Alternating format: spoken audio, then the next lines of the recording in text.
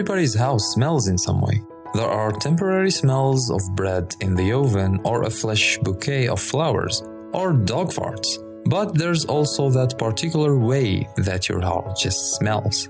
You almost never even notice the way your own place smells. You notice the way everyone else's place smells as soon as you walk in. There are their cats, and their laundry soap, and the new carpet they just got. And those all add up to the way their house smells. But you can only smell your own house after you've been away for a while. Like a long while. Not just workday, but like a week. It has to do with sensory adaptation.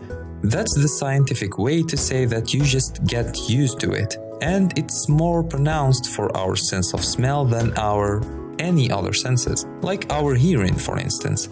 Researcher Pamela Dalton at the Monal Chemical Senses Center has done a lot of work on sensory adaptation. She and her team say that adaptation means you respond less when a stimulus is repeated. So when you're at home, the smell of your house is all around you. It never goes away.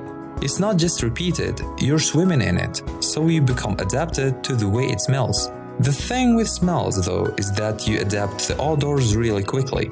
After even a few breaths of smell, Dalton says you begin to accumulate to it.